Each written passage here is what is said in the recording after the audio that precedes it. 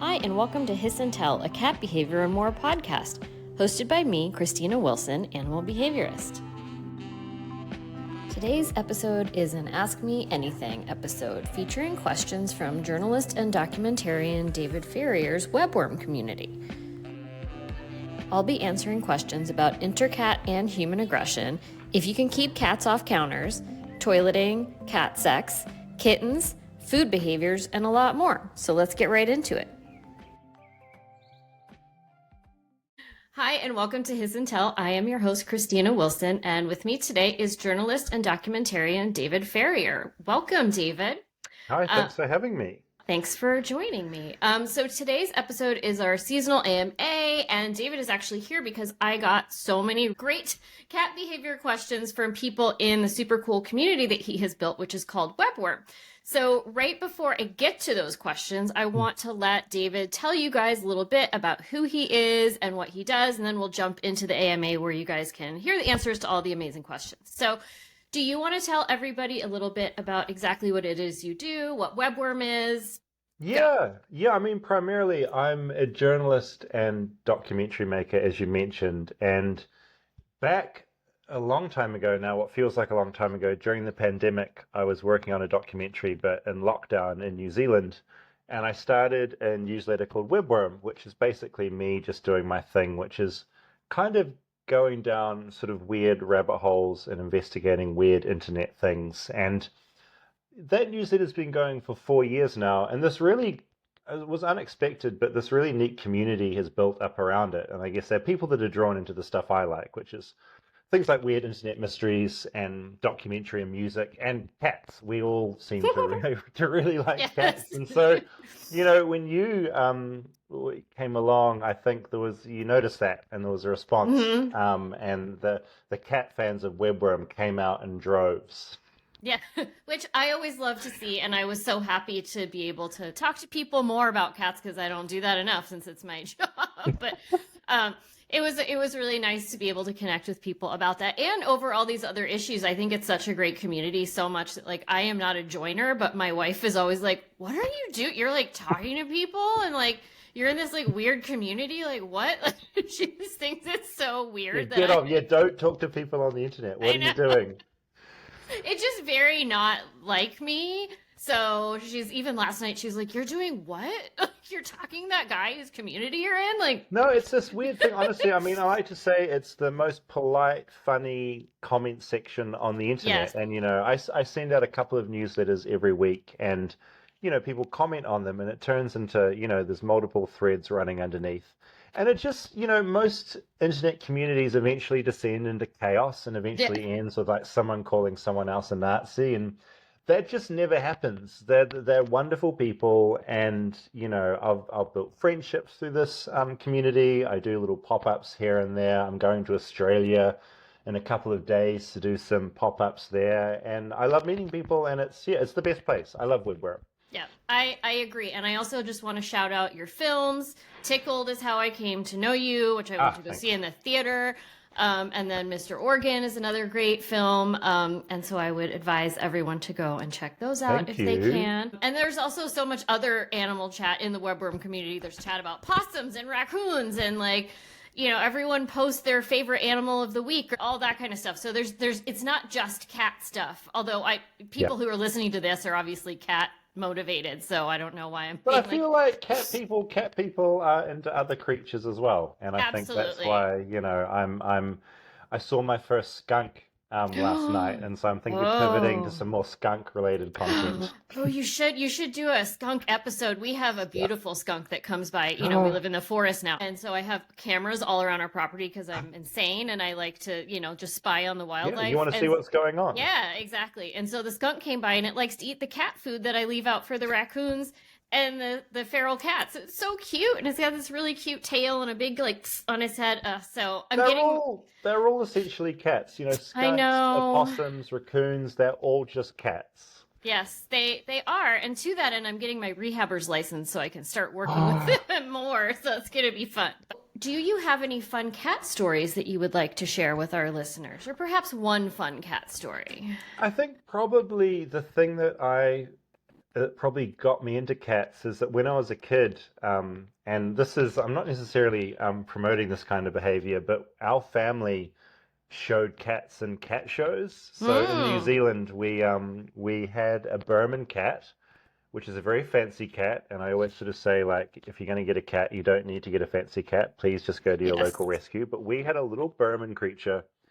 And as a 13-year-old, I would go to cat shows around New Zealand and show this cat. It was probably the least cool thing I could do, but I almost got best in show one year. I've still got some of the ribbons. I don't have them with me here right now. But that was just a very we I was a cat crazy kid, and Chandler Bing, that was his name. Friends was big at the time. Mm. Uh, Wonderful cat, wonderful companion, and yeah, I met a lot of freaky people in the cat showing community in New Zealand, You do. and you know, one of the first things I did when I came to Los Angeles was I went to a local cat show here, which was so much bigger than anything we ever had in New Zealand. And again, the people, cat people and cat people that show cats, they're a very specific kind of person, and I love them to Yes. bits. Yes, it's a very intense. I've never been to an American one. I've been to them in Finland, and they're very, very Oh, intense over there as well. I think just because our yeah, people are also just extra intense anyway, and then you stick that together, and I was like, whoa, okay. yeah, But always interesting, I think. yeah. So how can people find you and your work? You also have a podcast, so I want to share that with everyone. The Yeah, podcast is probably amazing. the best way to find me. I do two main things. I write Webworm, which is just an Mm-hmm. internet address you can go to. It's www.webworm.co because I couldn't afford the .com. And you can subscribe for free. All my public interest journalism is entirely free. So I really love people to join in there. And I do a weekly podcast about sort of me being stuck in America called Flightless Bird. It's a metaphor because all our birds in New Zealand are, a lot of them are flightless, and I'm sort of a metaphorical flightless bird trapped in America. And if you just search for Flightless Bird on any podcast platform, we've just launched on YouTube, you can find the show there. All right, amazing. So thank you so much for sharing with our listeners, and everyone be sure to follow David on all his various platforms, and the AMA will start now. And welcome back to the AMA portion of today's episode of Hiss and Tell. With me is my beautiful spouse, Allie Wells, who will be reading the questions. Welcome, Allie Wells. Thank you. Just thought I appreciate being here in our house. I just thought I'd be weird. So, Successful. thank you.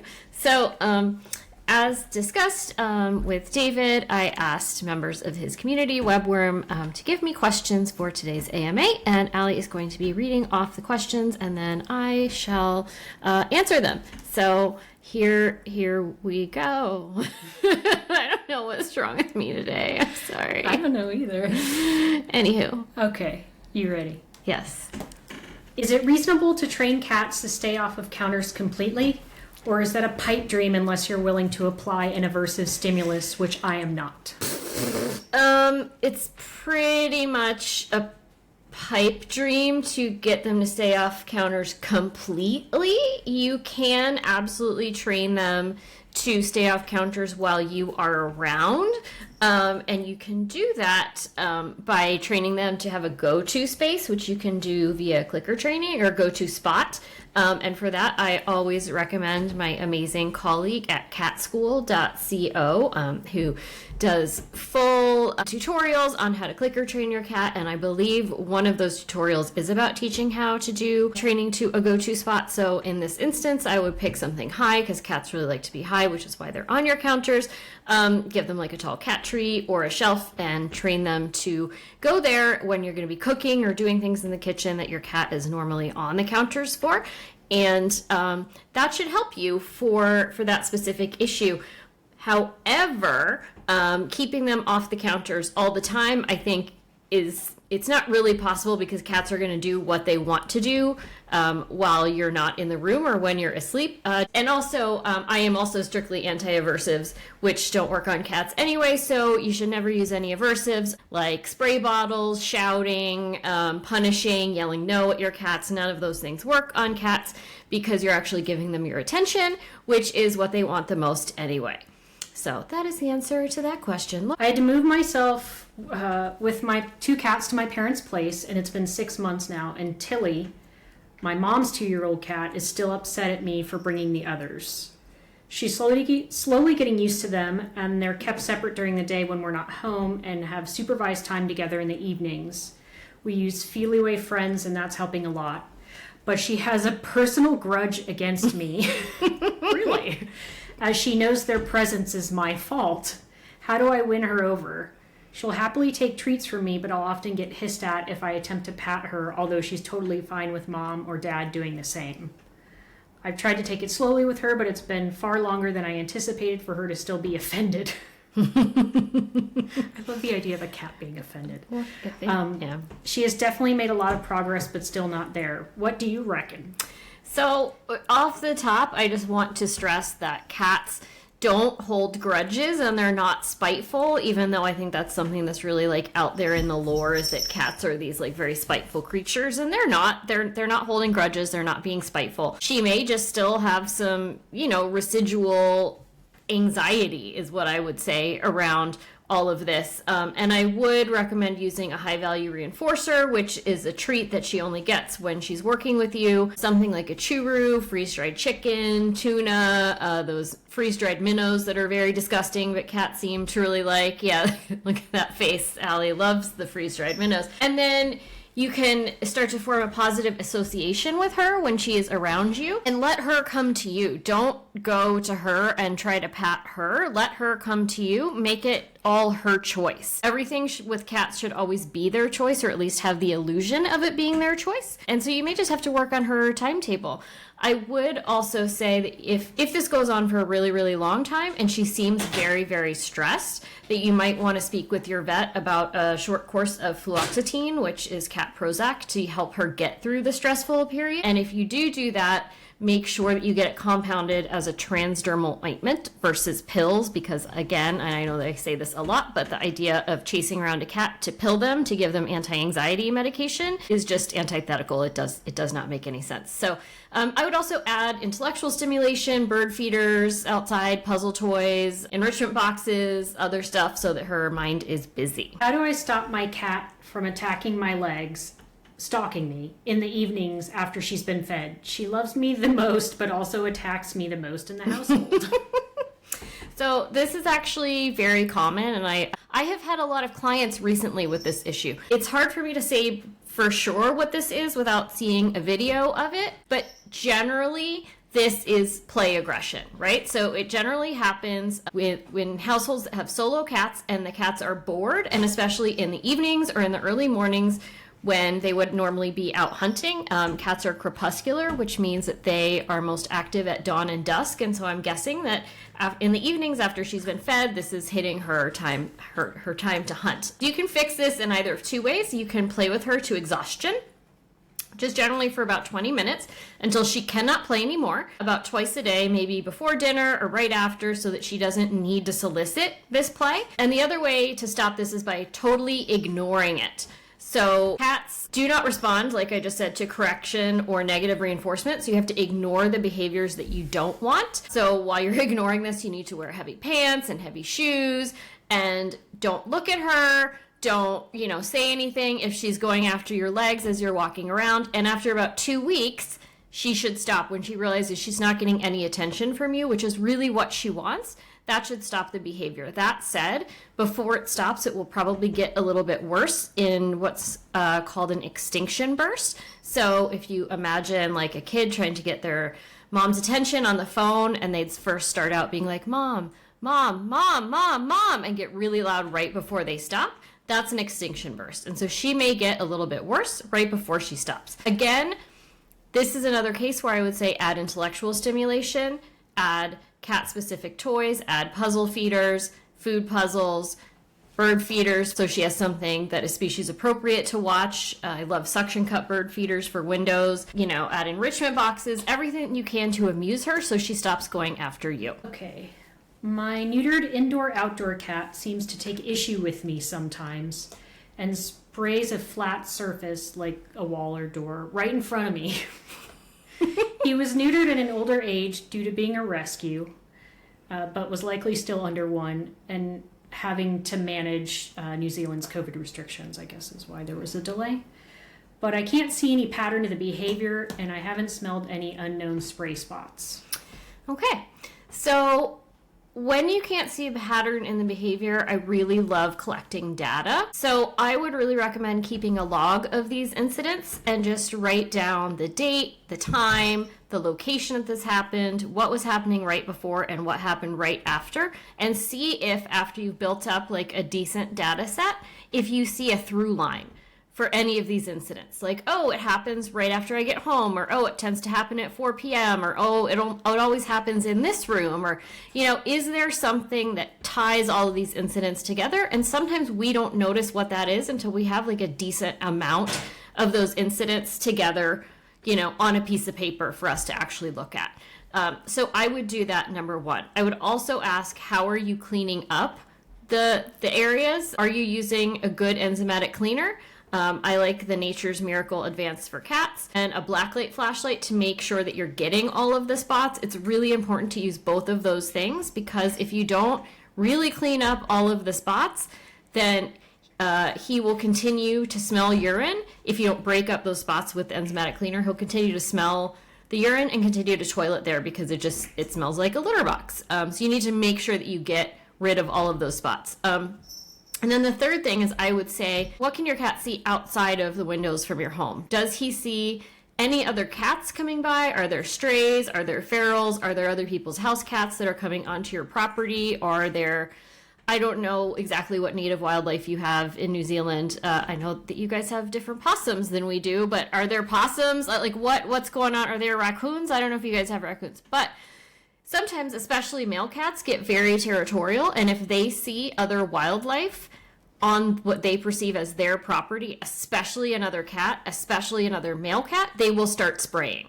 So, and he may be spraying to tell you, like, hey, I'm seeing this go on. So I would definitely check to see if there's any other animals wandering around on your property. And if you need to, maybe put a little motion sensor camera out there to see if there's anybody there. If there is, you can put up like window blocking, transparent or translucent stickers so that it kind of blurs things, or like a window film, so that you still get light in, but he can't exactly see who's outside. And I would recommend also maybe using a motion activated sprinkler to kind of ask the random creatures to move along and not be right next to your windows. So that would be my advice for that situation. Okay. My cats love covering things up by lightly pawing around their food, wet and dry, and water. Usually there's nothing for them to cover their food or water with, so they just kind of end up doing a silly little dance for a few seconds before or after they eat. They also have a hard time burying their waste and end up scratching the sides and entrance of their litter box rather than the litter itself. Is there something I should do differently, or a tool I should provide them so they don't feel like they need to cover their food and water, or is it otherwise harmless behavior? They are both long-haired cats, which I've read may have something to do with the litter box scratching. Yes. Okay. So trying to cover their food and moving the water around are very normal cat behaviors. They're instinctual cat behaviors that come from living outside in nature, and they don't really trust the water that they would find in nature. It would normally be covered in leaves and pine needles and dead bugs and gross stuff. So the reason they stick their paw in there and move it around is because they have this instinct to move the water before they drink from it. So they're clearing the surface of the debris. So that's why they do that. We have several cats who do that in our household. For some of them, we've had to put like little rubber mats under the water dishes just because otherwise they would warp the wooden floors that we have. So you might consider putting down like a little mat of some kind around the water bowl if that's an issue. And for the food, what they would do in nature is, if they have food left over that they have killed and they are not hungry anymore, is they would cache it, right? So they would cover it up with leaves or dirt, hide it so that they can come back and get it later. So that's what your cat is doing when they're done eating. They have, again, that instinct to cover and cache their food and come back to it later. We have several cats, again, that do this in our house, and I always just think it's funny and pretend that they're helping to clean up, even though that's not really what they're doing at all. But that's just something that you really can't change that behavior. If they have it, it's an instinct, and they can't do anything about it. So regarding the litter boxes, that's a totally different behavior. When you see them scratching around outside, that generally means the litter box is not big enough for them. And so especially when you have long-haired cats, even if the cat themselves is not that big, because they have long hair, they need an extra big box. And that is just because for them to toilet comfortably, they want to make sure that they're not going to get dirty. And you know that cats are fastidiously clean animals. They want to maintain their what I call fresh and sexiness at all times. Fresh and sexy. Fresh and sexy. And so they really want to make sure that when they go to the bathroom, they're not going to get anything on their fur. And so especially for long-haired cats, this is difficult if they don't have a really big litter box. So what I would recommend, and what I've done in the past for large and long-haired cats, is to take like a really big plastic tub or like a tote and cut a side out. And then you have to sometimes like file down any sharp edges if you need to, or put like little pool noodles inside the edges just to soften it, and use that as a litter box instead. Make sure you don't have a top on it at all, and then that's really good to use for a long-haired cat and gives them enough space, because sometimes a commercial box is just not big enough, especially for a long-haired cat. So that is what I would recommend. It's probably a better use of pool noodles than them in the pool. Yes, just to answer that like last little bit, I don't think that you need to trim the fur on their paw pads. I don't think that that's that would be necessary. A shame, you know. Like Yeah. they're so, I love the long hair between the paw pads. Yeah, I don't think that's necessary unless they're for some reason like having diarrhea and they're getting really dirty. Other than that, like cats are very good at maintaining their own cleanliness, and so I don't think it's like a paw pad fur issue. I have a question about my senior-ish, we think roughly 12 to 13 years old, rescue cat.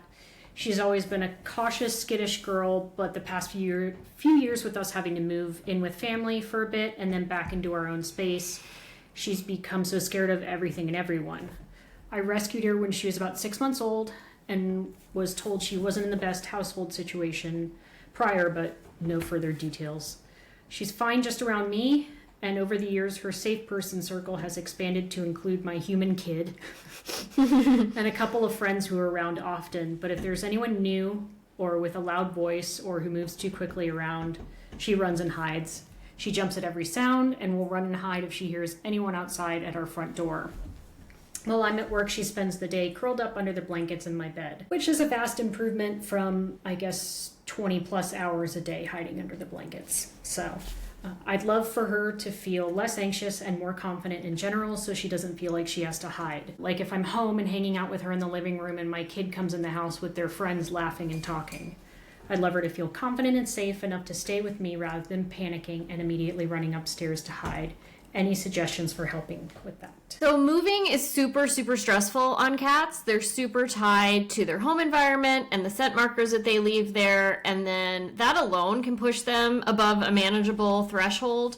And then some other cats are just super anxious. So I think maybe what's going on with your cat is a bit from both sides. So I would try adding what I've already talked about for multiple questions here. Add intellectual stimulation, which is like clicker training, adding bird feeders, adding puzzle feeders, extra play, enrichment boxes. I would also try playing cat music, which is music that was composed by this amazing scientist named David, I don't even know how to pronounce his last name. It's T-E-I-E. It's just at musicforcats.com. You can stream it for free. It sounds just like nice classical music, but it has a lot of like clicks and purrs and stuff in it. Whenever we've put it on, we just fall asleep. It's really relaxing for cats, and we actually use it a lot in shelter work. So I would try that.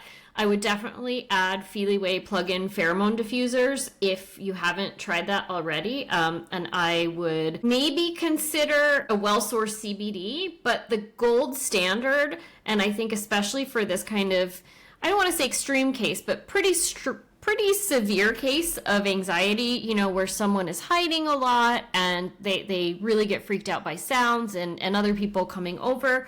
That's not the best quality of life that we would hope for our pets. Is that I would talk to your veterinarian again about getting them on that medication called fluoxetine, which is Prozac for cats. We have several of our cats on it.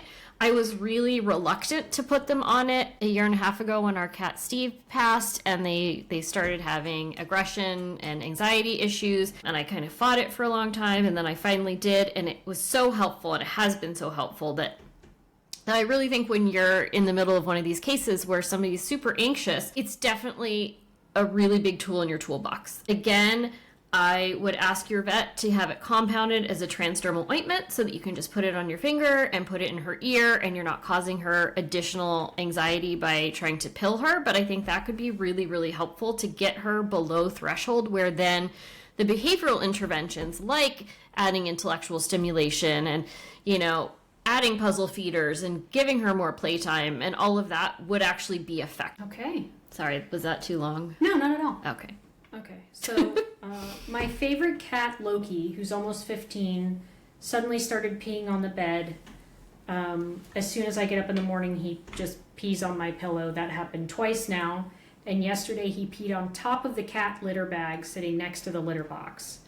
Not spraying, a whole bladder full. No blood and pee, no other behavioral changes.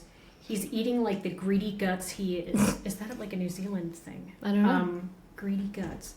We're taking him into the vet in case it's crystals, but could such a sudden behavior change be something else?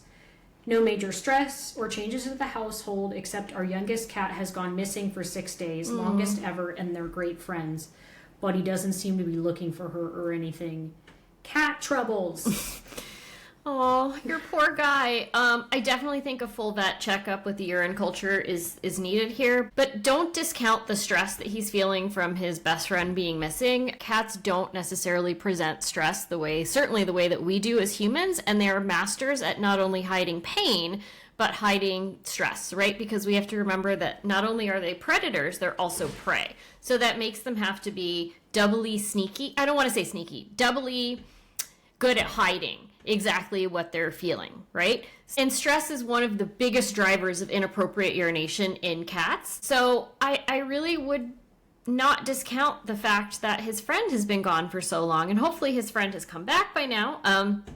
Again, I would also ask, can he see other rival cats outside? Because like I already answered the other question, male cats might also mark if they see other cats in their territory. So that's what I would say. But definitely the vet visit is the most important thing here.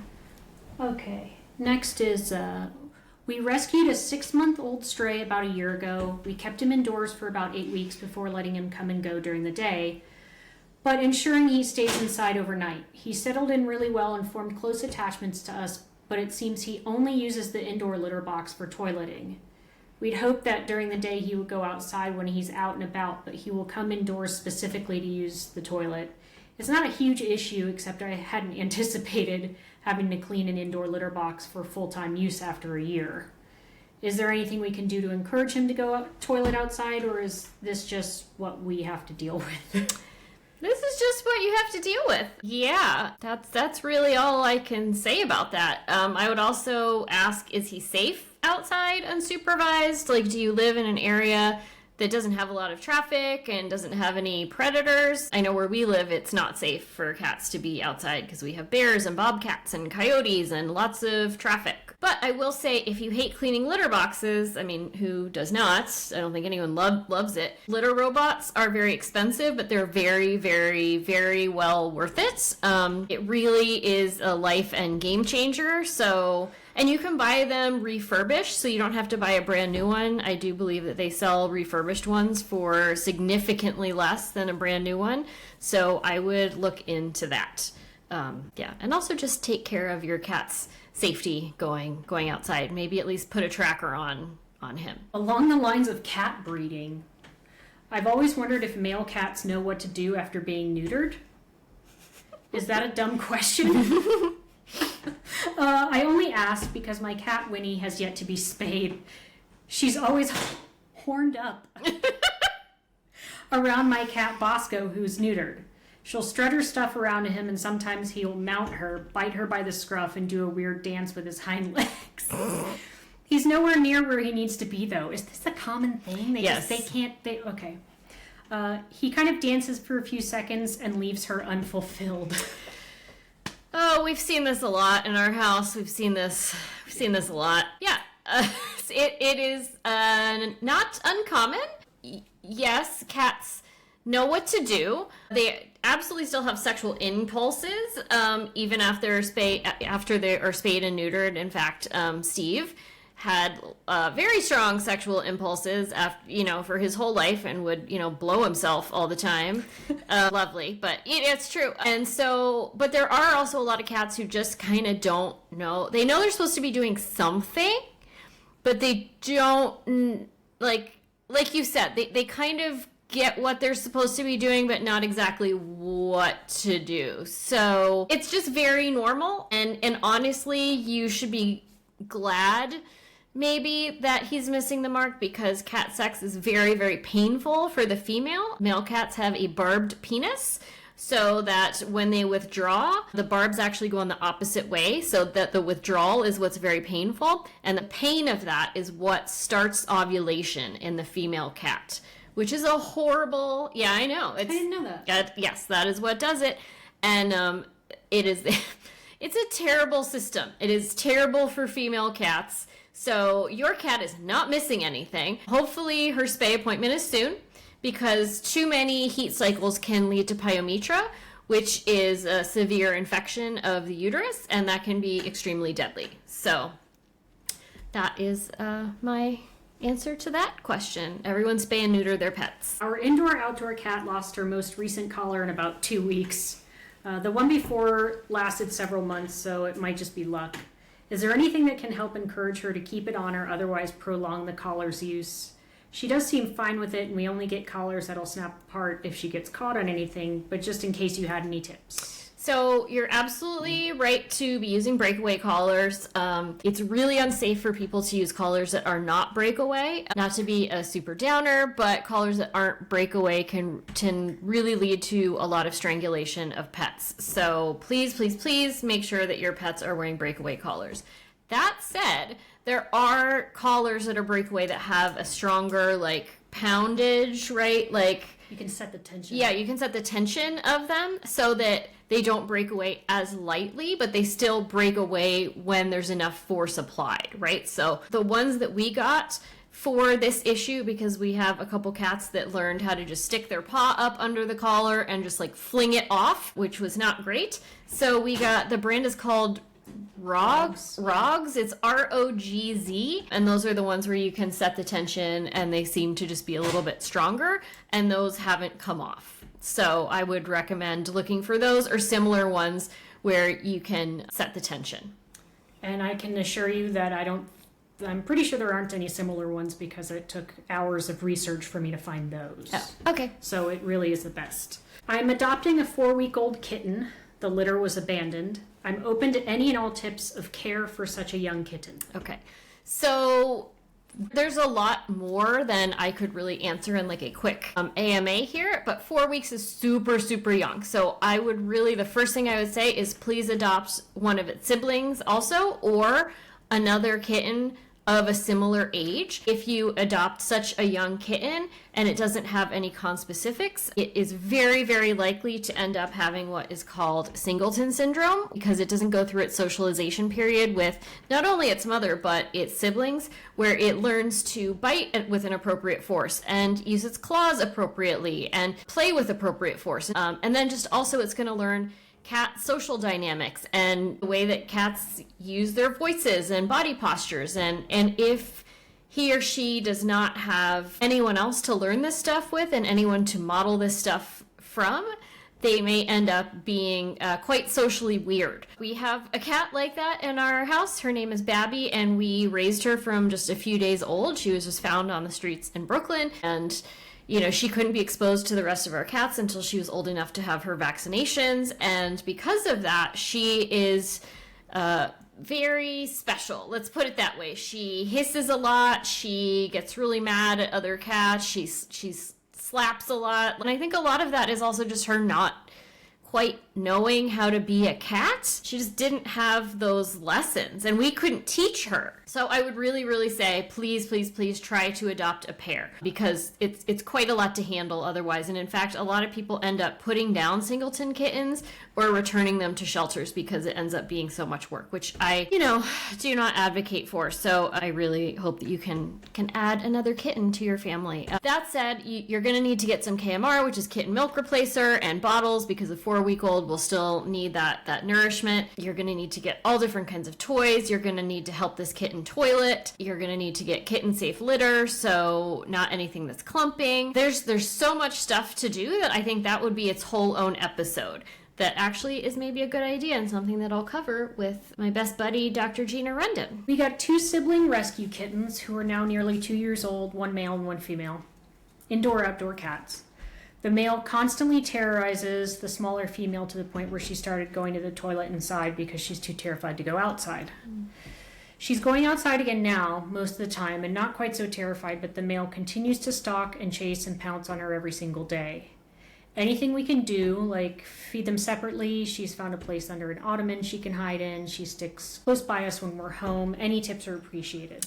So the first thing I would say is get the Feeliway Optimum going in your house. The Feeliway plugins, they are pheromone diffusers, and the Optimum uses 2 separate synthetic pheromones. The first one is the bunting pheromone, so that is when cats walk around the house and rub their faces against like corners or the wall or you, and that is saying like, this is my territory, this is my home, this is where I feel safe. And the second pheromone that is in there is the nursing mother's pheromone, and that one says, hey, we are all part of the same family and we all get along. So I would definitely install those in your home. I recommend 1 per 500 square feet or floor of a home, or a room with a door that is shut all the time. I would also say, and this is going to sound really stupid, is put a collar with a bell on him. It sounds really dumb, but it goes a really, really long way into stopping this kind of thing, because like we've talked about, cats are hunters, but they're also prey. And so often if they get into this kind of behavioral loop, and they're so apt to get into behavioral loops because they're all a little bit OCD, when they're making noise, it's not fun for them anymore to attack each other because you've kind of blown up their spot, right? They can't be sneaky, they can't sneak up on each other. And then also the cat who's been acting like prey because they've been in this loop of like, oh no, he's attacking me, and so they start kind of having prey behaviors, which is moving quickly, moving in kind of this like disjointed way, like not with smooth movements, that would activate the other cat to attack them. So if they can hear where that other cat is, they're less likely to move around like their prey, and that's going to stop that predator-prey cycle that's happening. So I would definitely add the Feeliway, and I would definitely put a collar with a bell on him so that she doesn't have to worry about where he is.